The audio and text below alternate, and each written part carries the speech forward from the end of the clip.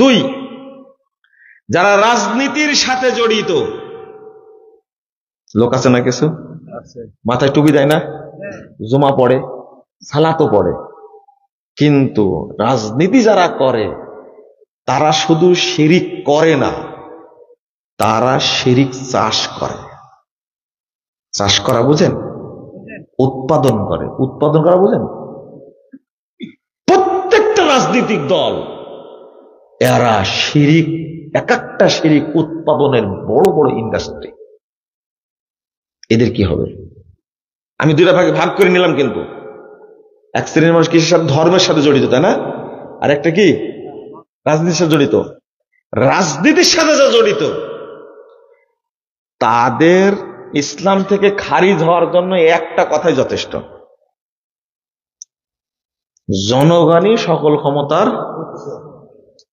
আর কিছু লাগবে না।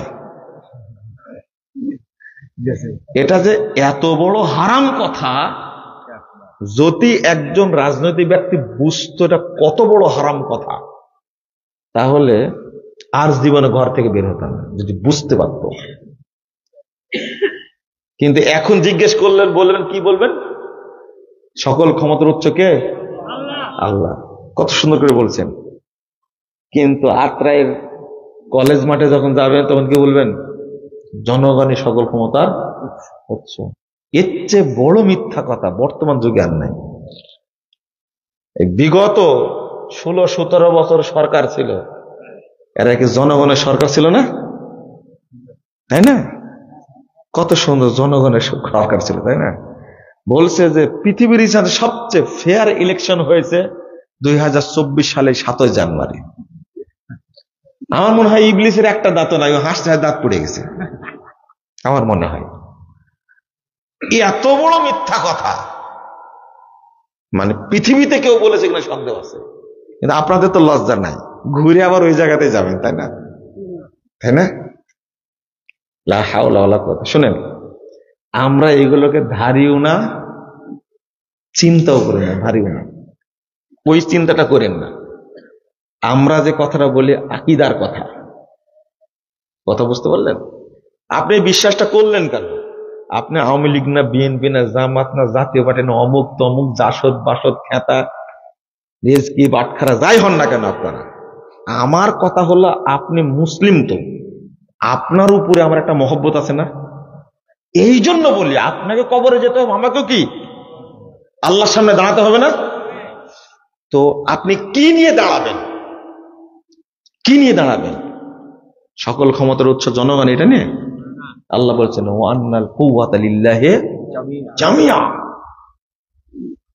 সরাসরি কথা, এটা কোরআন বিরোধী, তাওহীদ বিরোধী, আকীদা বিরোধী।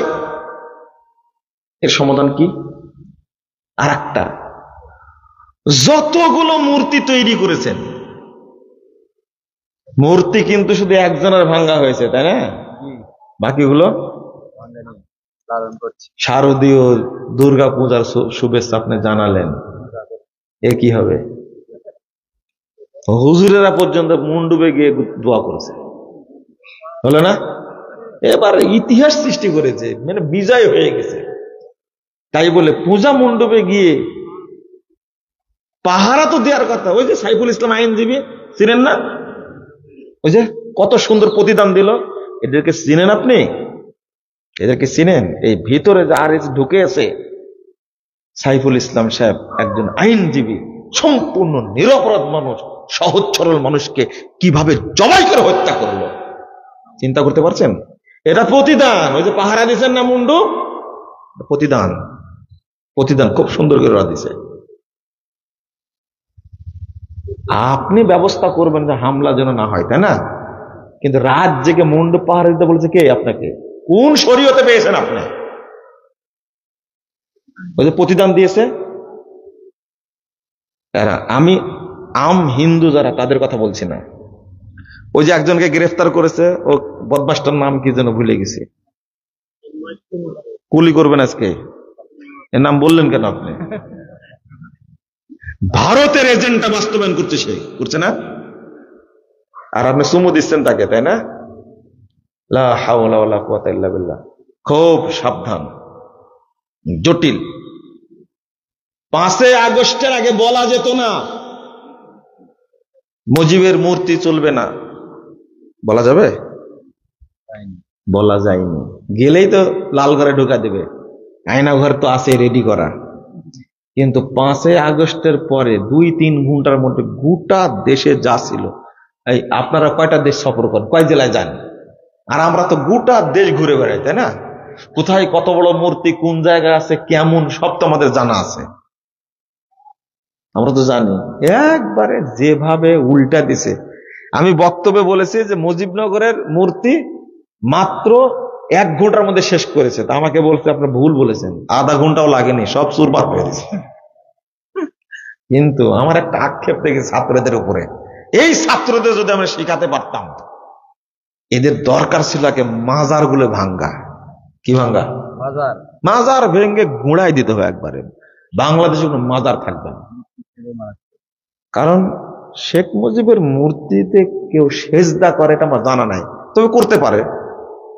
কাদের সিদ্দিকের মধ্যে কেউ থাকতেও পারে, কিন্তু আমার দেখা নাই যে মূর্তিকে সেজদা করেছে।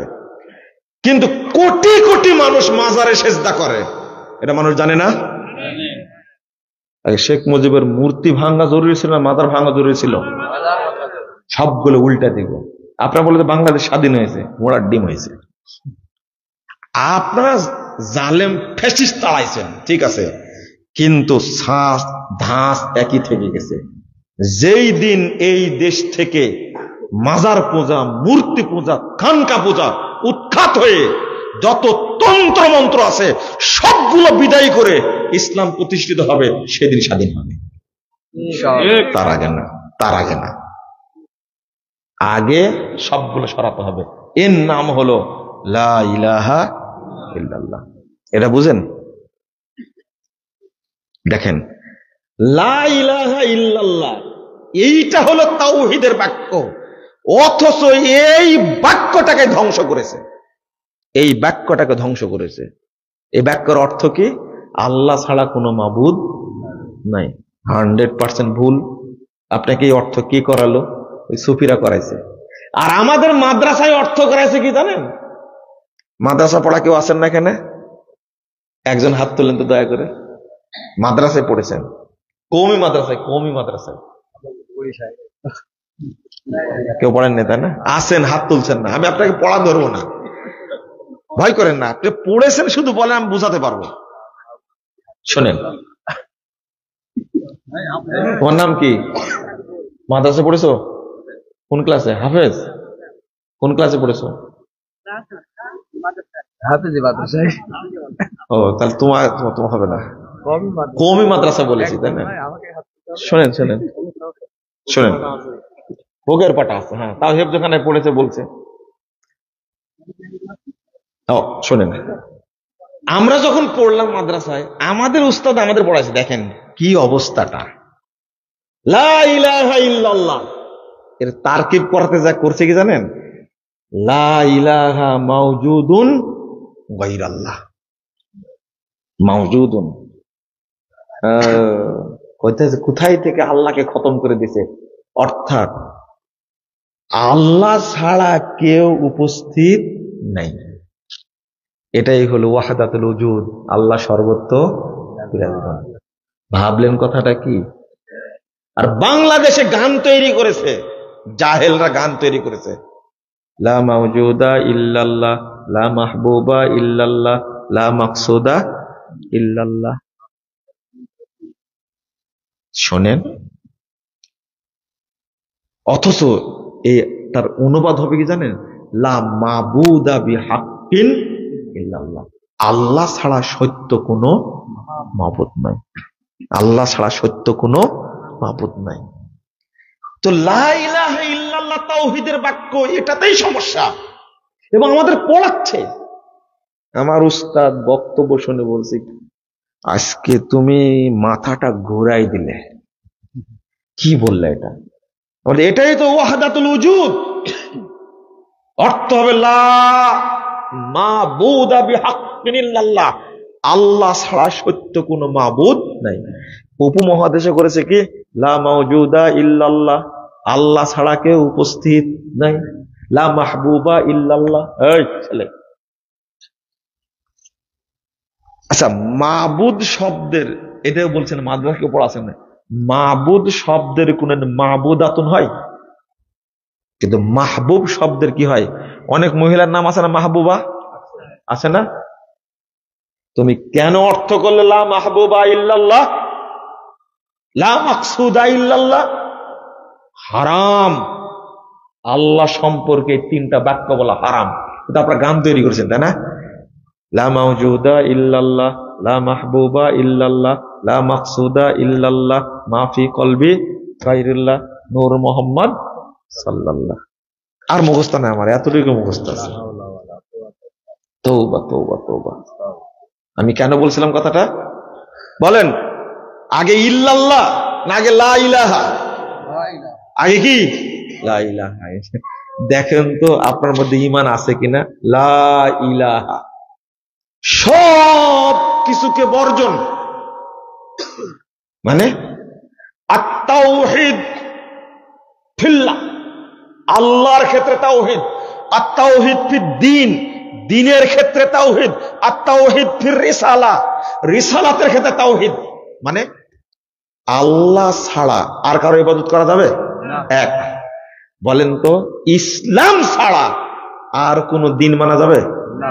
ধর্ম, দর্শন, থিওরি, মাযহাব, তরিকা মানা যাবে? সব কি আগে আল্লাহ বলছেন সব বাতিল করো। কি সব কি বাতিল করো। এরপরে বলো কি ইল্লাল্লাহ। তাহলে আগে নাকস, আগে কি নাকস। করতে পেরেছি? তাগুত, আল্লাহ এর অর্থটাই হলো ওমাই ইয়াকফুর বিত-তাগুত ওয়া ইউমিন বিল্লাহ ফাকাদ ইসতামসাকা বিল উরওয়াতিল উসকা। এই লা ইলাহা ইল্লাল্লাহর ব্যাখ্যা হলো ওমাই ইয়াকফুর বিত-তাগুত, যাবতীয় ধর্ম, দর্শন, থিওরি, মাযহাব, মতবাদ, ইজম সবগুলো অস্বীকার করে আগে কাফের হতে হবে। ওয়া ইউমিন বিল্লাহ, এরপরে আল্লাহর প্রতি ঈমান আনতে হবে। ফাকাদ ইসতামসাকা বিল উরওয়াতিল উসকা, তখনই আল্লাহর পক্ষ থেকে প্রেরিত হেদায়েতকে শক্ত করে ধরতে পারবে। তার আগে না, আগে নাকস।